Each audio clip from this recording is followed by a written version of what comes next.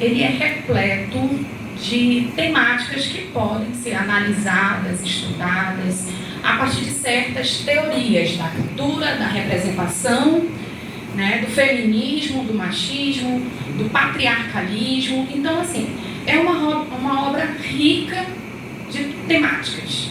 Tá? Então, por isso, eu escolhi escolher um tema desse para eu me debruçar a partir de algumas escritoras feministas. Tá? Então, pelo tema, você já sabe aí que eu vou tratar do quê?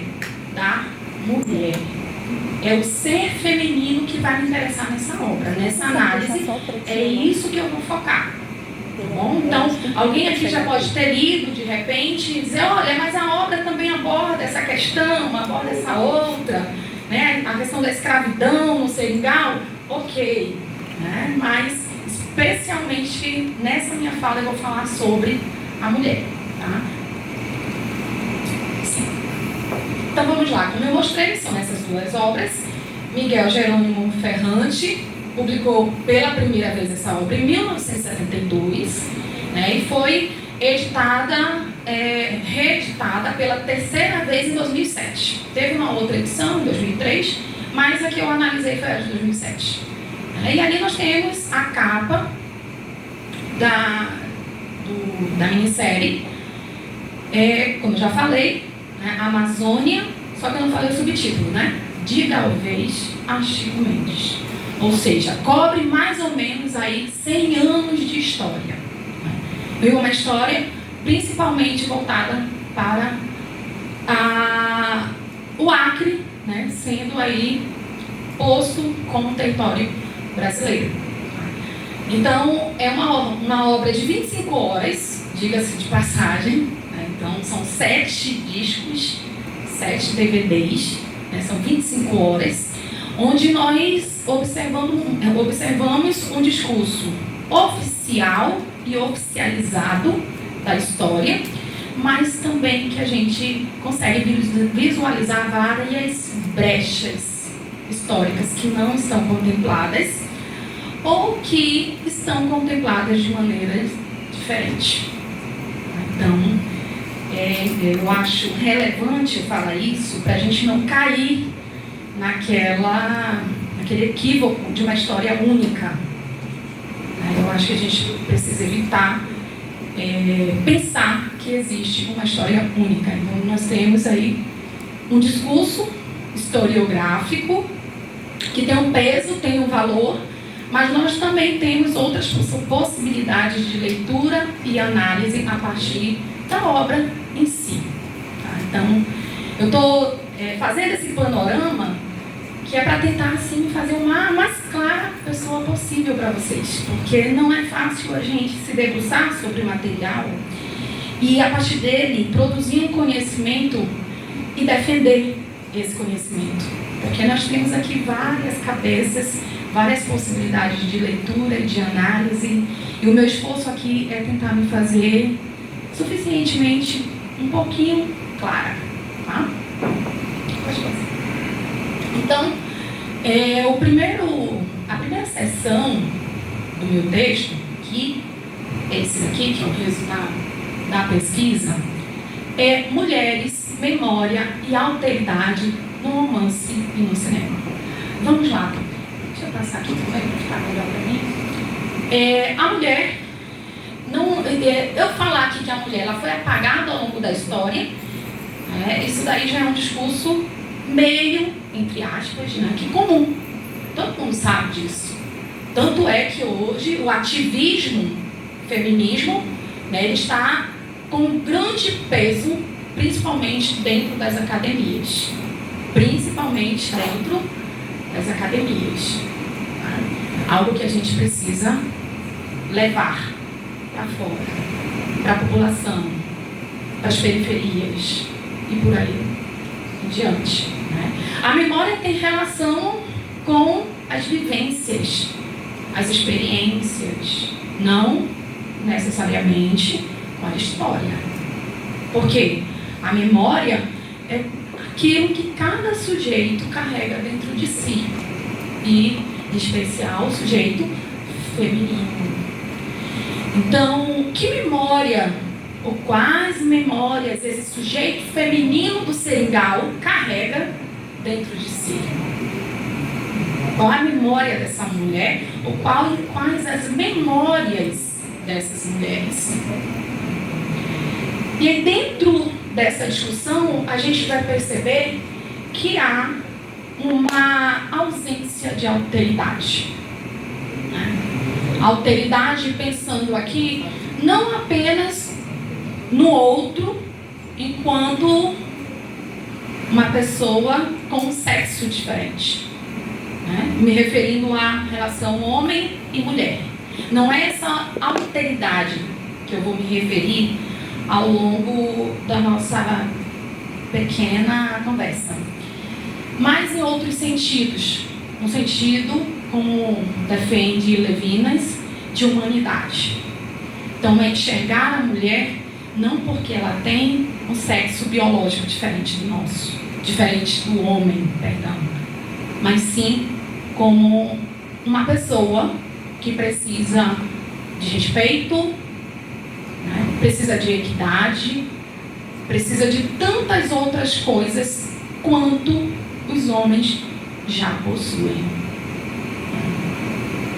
Então, é dentro dessas três categorias, mulheres, memória e alteridade, que meu texto ele foi se construindo. Foi discutindo essas três categorias em cada sessão. E é isso que eu vou mostrar para vocês logo adiante. Alguns conceitos que a gente não pode deixar de contemplar, gente, porque são fundamentais para a gente pensar teoricamente, criticamente e de forma científica dentro da academia. E um dos conceitos que eu acho brilhante, é o conceito de subalternidade. Não sei se vocês já ouviram falar.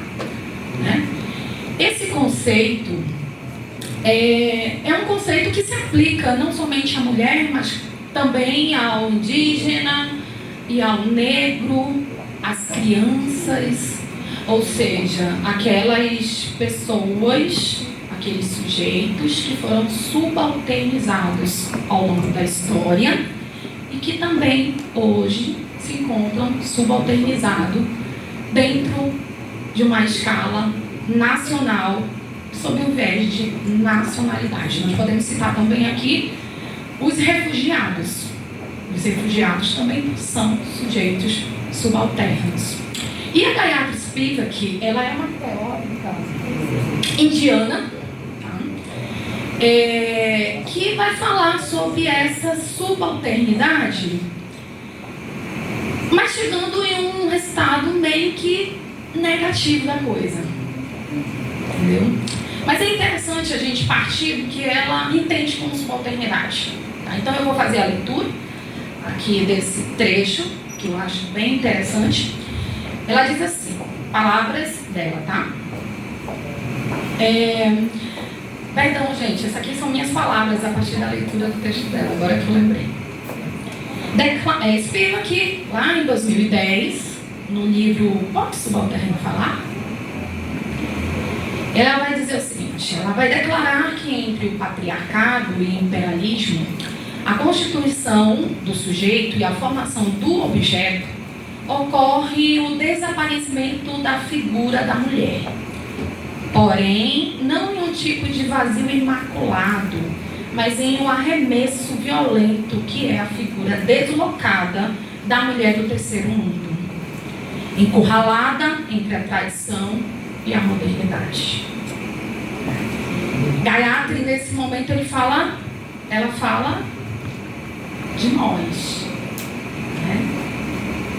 de nós que ocupamos aí, estamos em países, eu não gosto muito dessa expressão, mas ela usou, eu acho digno, reforçar, de terceiro mundo, no sentido econômico, no sentido social, no sentido de pensar essa mulher deslocada de qualquer espaço de voz que ela possa realmente falar. Mas não é uma fala qualquer. Não é essa fala que Gayatri ela nos faz pensar. É uma fala dentro de um espaço de poder.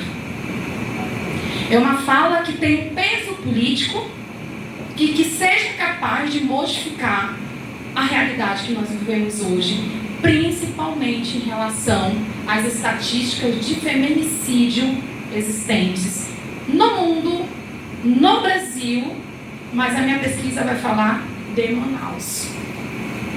Então, essa subalternidade, ela diz que,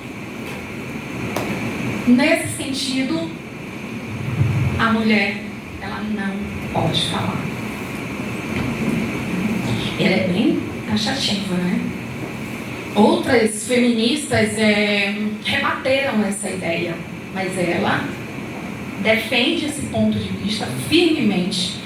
E ela fala que hoje nós mulheres não podemos falar. Por quê? Porque a nossa voz, ela ainda não vai ser escutada politicamente da forma como deve ser. Isso causou um alvoroço, gente, entre as feministas. E eu vou mostrar a vocês por quê. Passa aí, colega, por favor. Aí eu vou trazer aqui, ó, pra gente pensar. Grada Quilomba é uma escritora portuguesa. Djamila Ribeiro, uma brasileira.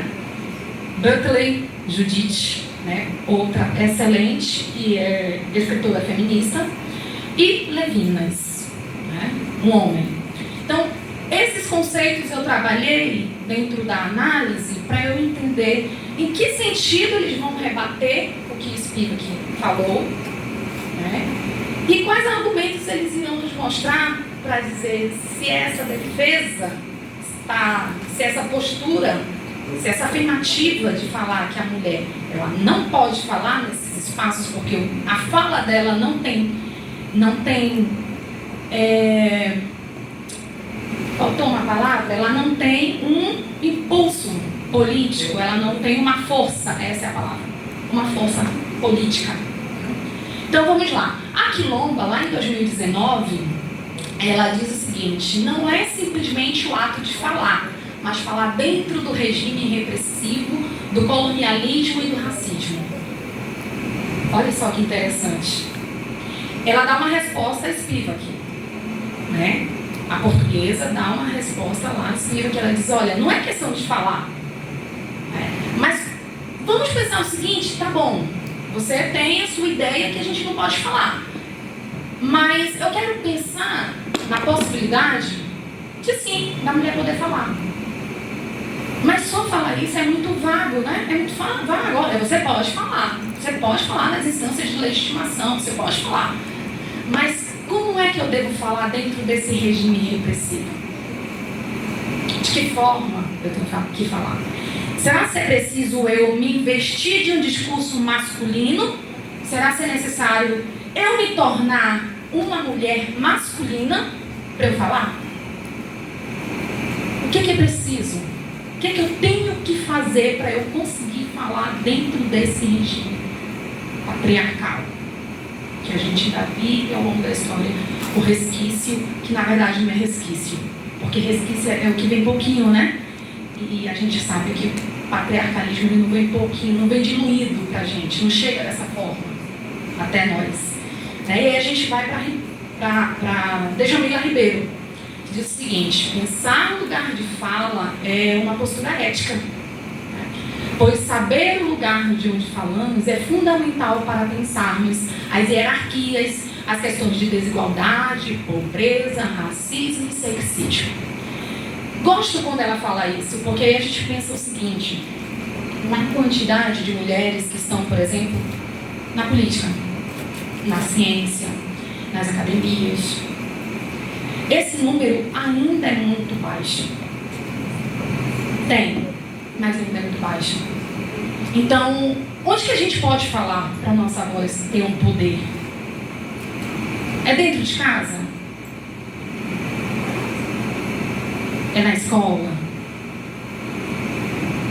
É aqui na universidade? É nos eventos? nos congressos, nos nossos textos publicados? Onde que a gente precisa falar para a gente ser, de fato, ouvida? Que lugar é esse? Que lugar social é esse que a gente precisa dizer e precisa ser escutada também? A Butler, ela vai dizer que ela vai apresentar, na verdade, a definição de mulher em relação ao homem como uma definição falocêntrica. Ela vai dizer, olha, tá, tem toda essa questão de lugar de fala, quem pode falar, mas vamos fazer o seguinte, vamos pensar aqui a partir de que conceito nós estamos pensando na mulher. E aí lembra um pouco Simone de Beauvoir, uma das pioneiras a falar sobre o feminismo. Nos lembra Simone de Beauvoir, o segundo sexo e outros textos mais, principalmente o segundo sexo. Então, eu defino a mulher a partir do falo. Ela diz, a Butler diz, a Judith diz assim, sim, nós somos definidas a partir do nosso órgão, genital.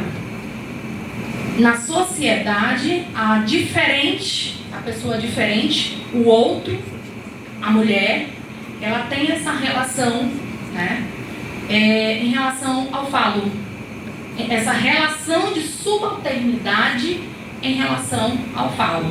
Professora Iná, pelo amor de Deus, mas o que tem a ver uma coisa com a outra tem tudo a ver.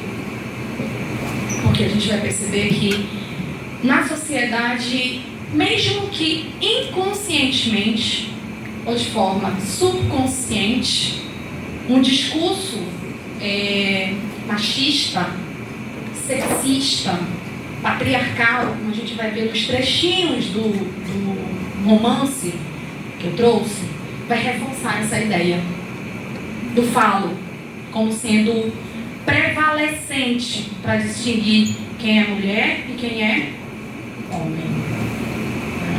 E aí, por último, o Levinas, que ele vai falar sobre a alteridade, que é aquela outra categoria que eu falei para vocês. Ele vai dizer que é parte não de uma definição do outro, a partir de um eu. Ou seja, não é a partir de mim que eu defino o outro, mas uma alteridade que interrompe a trama do ser, implanta-se a ética pautada na filosofia do humanismo. Ou seja, não é a partir do meu eu, não é a partir de um eu masculino que se define um outro, mas a partir de uma ideia de humanidade. Ou seja, nós somos todos humanos. Nós somos todos o quê? Sujeitos. Nós somos pessoas. O que nós temos são culturas que elas vão definindo comportamentos, ações, vestimentas e nossos pensamentos. Então, a gente, enquanto mulher, a gente vai se construindo ao longo da nossa história, desde o nosso nascimento até a nossa morte. Então, essas categorias, elas vão dialogar dentro da minha análise, dentro da análise do romance e a análise da minissérie. Passa aí, querida, por favor, que eu preciso pensar no tempo. Vai me alertando, tá? Porque... Então, aqui eu vou especificar, o meu óculos de pesquisa. Nesse momento eu não vou falar de forma panorâmica, mas de um lugar de fala. O meu lugar de fala é a Amazônia, é Manaus e parte da minha experiência aqui. Eu pego teórica portuguesa, pego o jamaicano, mais um pouquinho lá na frente, Stuart Hall, para falar sobre cultura e representação, porque tem tudo a ver com literatura, mas eu tenho um lugar de fala. E o meu lugar de fala, aqui, o meu óculos, observou as mulheres da nossa região, para realizar um contraponto com as personagens, já que a literatura ela é uma representação também da realidade e do nosso contexto histórico. Então a literatura ela me serviu não, né gente, café, me serviu. A literatura ela foi minha fonte de percepção de problemas reais, desses que acontecem assim com a gente, não tem? Todos os dias, com as mulheres, com as crianças. Isso foi nesse sentido. Porque para mim, segundo a professora da Isabel, a literatura tem que nos transformar em algum sentido. Ela tem que fazer uma diferença na nossa vida. E a gente tem que possibilitar também isso para os nossos alunos, né? Seja da educação básica, seja do ensino superior, mas principalmente para nós mesmos. Porque se a gente não usa, não consegue aplicar isso em nós mesmas, eu acho que vai faltar algo para a gente conseguir repassar isso para outras pessoas e para outras mulheres. Então, o meu lugar de fala é a partir da nossa cultura, é a partir da mulher daqui, da região, é a partir da nossa sociedade e mais especificamente agora eu vou chegar nas mulheres dos seringais amazônicos. Tá? Agora a gente vai falar, pode passar, por favor. Gente, eu não tenho como falar tudo, mas eu tentei assim fazer de forma, sabe, que assim fosse suficientemente clara para vocês para entender o negócio, sabe, para vocês assim, pô, o que ela quis falar é isso. Então eu escolhi aqui no romance uma personagem, tá? É a Paula, né? Personagem Paula do romance Seringal. E aí eu queria que vocês pensassem naquelas categorias que eu falei. Aqui, inevitavelmente, eu vou ler os trechos da obra, porque eu quero que vocês façam um esforço junto comigo para a gente perceber aquelas categorias de análise. Aí eu queria que vocês sentissem esse discurso, a força desse discurso, a força dessa narrativa, a força dessa literatura, de forma problematizadora.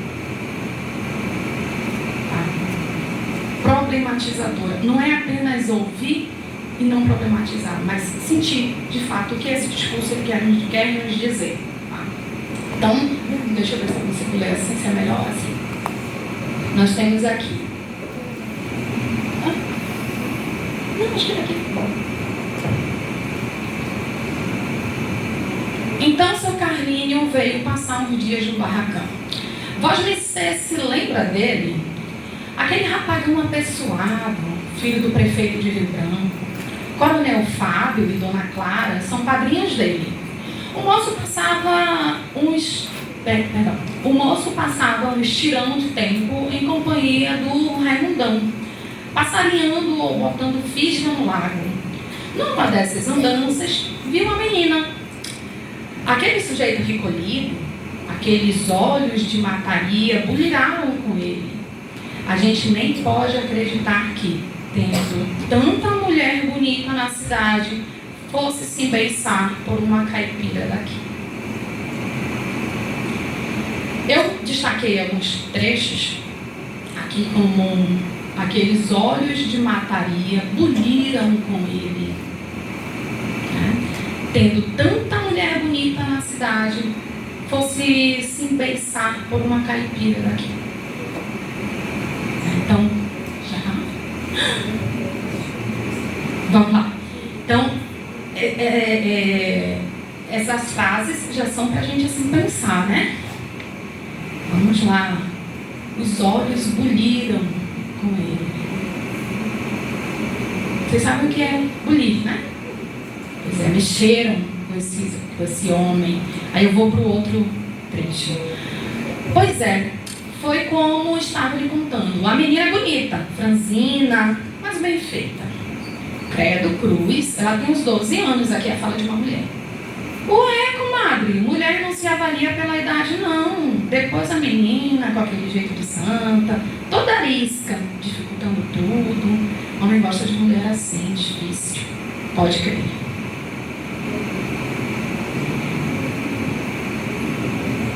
Não procurou o coronel, nem Dona Clara, não, senhora. A defesa dela era velha, ele está se referindo à mãe. Aquele vexame era fingido para acirrar um rapaz. Tem mulher que faz assim, nega a ceia. Faz que não quer? Querendo. Pois deu a louca no seu carrinho. Vivia morrendo, mocambúzio que nem bezerro desmamado. Ela bancando a gostosa. Vai daí, no dia desse, tem uma semana já, o Raimundão, aquele preto bandido, deu um conselho para ele. Burro a gente amansa a pau, seu carninho. Não é com agrado, não. Mas seu carninho não tinha coragem. Então, Raimundão, peste negro, preparou uma bebida para ele. Uma cachaça com mel de abelha, para ele se animar. Seu carrinho ficou agitado, que nem loirão na ventania. E foi aquele escarcéu. Coitada da menina. E na frente da entregada. O que nós temos aí? A entregada era a mãe, que tinha deficiência física. Então nós temos aí estupro, violência, crime e um sexismo que chega a nos deixar impactados, né? E aí eu preciso correr porque tem pouco tempo. Nós vamos perceber também a submissão e a dominação a partir da visão de Simone de Beauvoir e de Jamila Ribeiro, nesse outro preceito que diz o seguinte: até parecia coisa feita. Tem mulher que arrasta a gente para a perdição. Não é o corpo, não é a beleza, é qualquer coisa dentro dela que não se sabe explicar. O mistério que atrai a gente como olhos de boiuna. Seu carninho desarvorado quando viu a menina era um Deus nos acuda, vivia grudada na saia da mãe, a velha mirrada como um cernambe de safra antiga, mole que nem trapo, sem fala. Diz que para se defender. Eu nunca vi entrevada defender ninguém. E a gente vê reiteradamente um discurso pautado na submissão em relação ao ser feminino e na dominação, né, sobre as mulheres. E é um discurso que eu confesso a vocês que eu fui pegando algumas partes que eu achei bem interessante trazer para cá hoje, porque aí eu gostaria que pensássemos juntos agora se isso é uma realidade ou é uma ficção aqui na nossa região. Nos nossos bairros, nos bairros mais periféricos, no próprio centro. Vamos pensando. Enquanto isso eu vou avançando. Aqui a gente percebe que em vez de uma, duas personagens, tem várias. Tem vários estereótipos aqui. Essas mulheres são mulheres que representam outras mulheres dentro da narrativa. Beatriz é a mulher que trai o marido, se apaixona por Galvez a abandona e ela não fica assim. A única alternativa é ela ir morar na casa da irmã, que é a esposa de um coronel. E para isso ela precisa mentir, né? Precisa dizer que o marido morreu, quando não morreu, né? Para poder se salvar, digamos assim, nessa sociedade, a partir de um ponto de vista dela também, em relação àquilo que ela queria para a vida dela. Porque ela era uma mulher que gostava de luxo, conforto, e aí ela vai construindo um perfil, né, dela. A personagem vai construindo o perfil dela dentro daquilo que ela almeja, diferentemente de Júlia, que é aquela mulher subserviente, submissa ao marido, sabe das traições, mas faz vista grossa porque prefere manter as aparências do casamento e focar no seu papel de mãe. Então aí ela vai ignorando as traições do coronel Firmino. Lola abre um cabaré, né? Com a ajuda de Galvez, ela abre um cabaré e aí ela ajuda, ela recebe outras mulheres, ela instrui outras mulheres a como entrar na prostituição, como elas devem tratar os homens, como é que ela deve passar a primeira noite com eles, como é que tem que ser o modo de seduzir esses homens.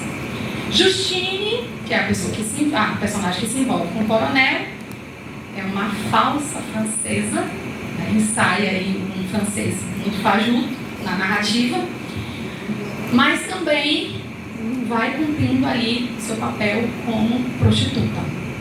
Né? Maria Alonso, que é uma dançarina aí espanhola, ela é casada com um homem mais velho, que tem uma companhia de dança, né? Mas nessa narrativa toda ela se apaixona por Galvez, que na verdade não se apaixona por ninguém, só por ele mesmo. Né? E ela abandona o marido, os dois antes disso entram no duelo. O marido, olha só, gente, duelo pela mulher. Interessante, né? Um duelo ali pela mulher. O marido acaba sendo derrotado nesse duelo, vai embora, mas mesmo assim ele diz: olha, eu te amo, vamos ficar juntos, vamos voltar porque eu esqueço tudo. E ela diz: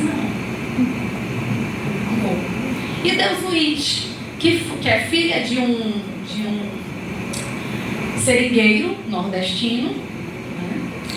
E o que acontece com Deus Luiz? Ela simplesmente se apaixona pelo dono do seringal, né? O Tavinho. Algo legal para a gente pensar, que eu até coloquei no meu texto, é porque o nome dos homens todos são assim. Carlos é Carlinho, Otávio é Tavinho. Sabe aquele diminutivo, afetuoso? Isso não encontrei em nenhum nome feminino. Somente nos nomes masculinos. E aí a gente percebe que esse movimento do romance para a arte cinematográfica, ela carregou essa realidade, eu vou usar realidade, os fatos, ampliou para os personagens, né? E reafirmou esse lugar subalternizado das mulheres a partir de contextos diferentes. E aí ali do lado eu coloquei o seguinte: a luta das mulheres na atualidade e as novas discussões da categoria gênero buscam a transformação dessa realidade historicamente institucionalizada, culturalmente cristalizada e discursivamente reafirmada no meio social. É isso que a gente percebe ao longo da história. Passa pra mim, por favor. Então aqui nós temos de que forma isso, para a nossa realidade, para o nosso cotidiano, para o nosso dia a dia, de que forma a literatura e representação se tornam uma ficção que é um espelho da nossa sociedade. Como assim, professora Iná? De que maneira essa literatura ela reflete a vida da Iná, a vida da Maria, a vida da Ana, a vida da Joaquina? De que maneira ela reflete? De que maneira essa ficção, essa literatura, ela reflete a vida das pessoas? E aí nós temos aqui o que Stuart Hall, é um autor jamaicano que estuda cultura e representação. Ele tem um livro excelente, Cultura e Representação, magnífico. Eu indico para vocês fazerem a leitura, porque realmente é um livro que me mudou, né, para eu entender essas pessoas subalternizadas. Né? Então, foi um livro que marcou muito, que me marcou muito. Então, 3 pontos aqui que eu gostaria de falar, né, que ele tem como ideias centrais. As línguas operam por sistemas de representações. E é a representação que liga o sentido e a linguagem à cultura. Pois bem, se as línguas operam por representações, que representação tem nesta linguagem sobre a nossa cultura? É uma pergunta assim, para ficar na nossa cabecinha. Tá? Outro ponto. 2 visões de construtivismo ele apresenta. A semiótica e a discursiva. O que é que isso significa? Que a gente precisa fazer leitura também de imagens. Então a gente precisa olhar para a arte cinematográfica e ler as imagens, como professora, roupa, comportamento, atitude, cenário. Vamos fazer uma análise semiótica disso daqui. Não vou falar em grego mais não vou teorizar porque não dá tempo para isso. Tá? Mas vamos fazer essa análise. Mas não vamos também esquecer, sabe de que, gente? Do discurso. Que é a outra categoria dentro do construtivismo que ele aborda. Que discurso que está sendo veiculado, que fala é essa, que narrativa é essa dentro dessas obras. Vamos aguçar, vamos pensar nesses discursos. Que discursos são esses? E por fim, contestação de imagens negativas e estereotipadas produzidas e divulgadas ao longo do tempo. Então nós precisamos fazer a leitura dessas obras e pensar o que elas vêm representando para a gente ao longo do tempo. Que imagem da mulher é essa? Que mulher é essa que vem sendo representada dentro da literatura? É essa mulher que a gente quer que permaneça sendo representada? Eu acho que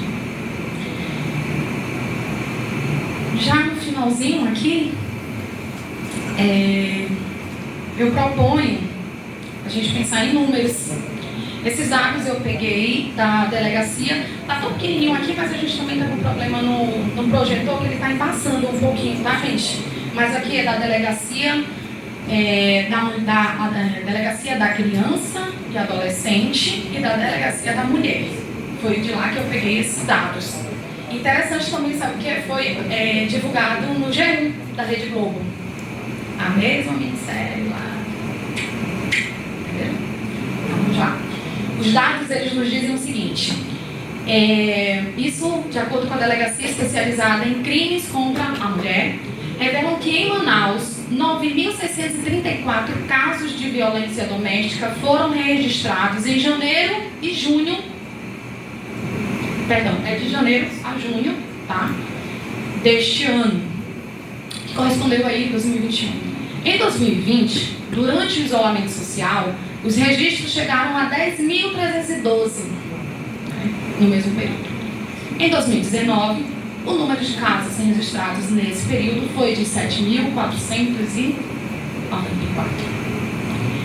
Eu não quero que vocês só olhem para um número que vem de forma exponencial crescendo, mas eu queria que vocês olhassem para o número em si. O número em si. Vamos pensar, quem são essas mulheres? É uma amiga? É uma tia? É uma irmã? É uma filha? Quem são essas mulheres? Quem são essas crianças, talvez, de 12 anos que estão aqui? Ó? A Paula, do romance? Né? É a Paula do romance, será que ela não é a Paula que está aqui nesses dados? E assim eu vou chegando no final da minha fala. Ainda tem mais coisa, mas é bem um pouquinho, né? Eu penso sempre o seguinte: não adianta eu mostrar o problema se eu não indico solução.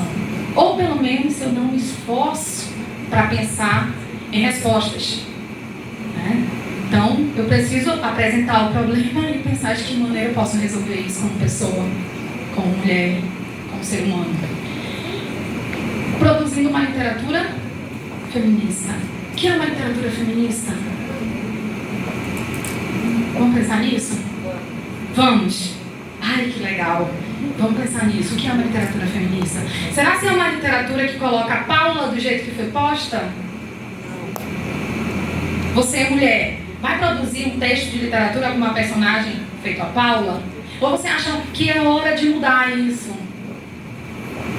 Você acha que é hora da literatura ela não pensar ser um reflexo da realidade, mas projetar um futuro melhor? Projetar uma mulher respeitada, uma mulher valorizada, uma mulher dentro de um espaço que ela realmente possa falar. Eu fiz algumas entrevistas com algumas escritoras, tá, gente? Opa, rapidinho, voltar lá, rapidinho. Então, eu, professora Inácio, fiz algumas entrevistas com mulheres escritoras, né? Não para falar sobre a literatura que elas produziam, mas para falar do percurso dela como escritora. Como foi? Foi difícil? Você teve apoio de quem? Que literatura você pensou em fazer? Por que você pensou em fazer essa literatura? Combate a uma literatura que divulga e promove a imagem estereotipada do ser feminino. Literatura de autoria feminina. O Seringal é uma metáfora literária que representa a sociedade amazônica na atualidade. O Seringal é Manaus de hoje. Aqui só umas fotinhas mesmo, porque eu fiz uma entrevista com várias escritoras do Rio de Janeiro, de São Paulo. Aqui ele disse, Maria, vocês podem observar que todas têm temáticas feministas. Aqui é Neide Gondim não, mas Sandra Gondim, com o tema Tocaia do Norte. Aqui, fica melhor, olha aqui, gente, está muito embaçado lá. Aqui no meio é a professora Francisca de Lourdes, vocês devem conhecer, provavelmente, com o tema Uma Intérprete da Amazônia, Cultura e Sociedades e Dramas Sociais. Depois temos uma entrevista com Valéria Rosito, inclusive ela estava na França quando a gente fez essa entrevista, foi super legal, gente, muito bom. O tema foi Produções Feministas no Brasil. Depois eu entrevistei a professora de escola pública, ensino básico, professora Cíntia Barreto, com o tema Protagonismo Feminino na Literatura e na Vida Cotidiana. Ela tem um livro belíssimo chamado Lia, dedicado aí para crianças, não criança, mas assim, já adolescentes, bem legal. E depois com a Graça, e depois com a palestra, a entrevista coletiva feminino e contemporaneidade para além da universidade. Foram entrevistas assim que essas entrevistas elas vão ser transformadas em livro depois. Por favor. E esse daqui é o livro que foi organizado por mim no final do estágio pós-doutoral, né, chamado Intérpretes da Literatura na Amazônia. Faço questão de falar rapidamente, meu tempo já esgotou, mas eu não posso deixar de falar o nome dos autores, tá? Professor Carlos Guedelha, que está ali. Silvia Nunes, cadê a Silvia? Não sei se está aqui, não. Valéria não está aqui, mas estava ontem. Juscelino Washington, Patrícia Borges, quem estava aqui viu a defesa da Patrícia? Ela participou, ali a Patrícia participou também. A Thalissa Cavalcante e a Cíntia. Cadê a Cíntia? Está ali, a Cíntia. E esse foi o produto final do meu pós-doutorado. E o meu muito. Obrigada.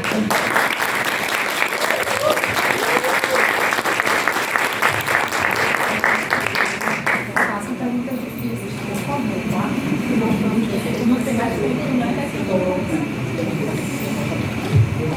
Me perdoem, tá? Mas não vai ter tempo para pergunta, porque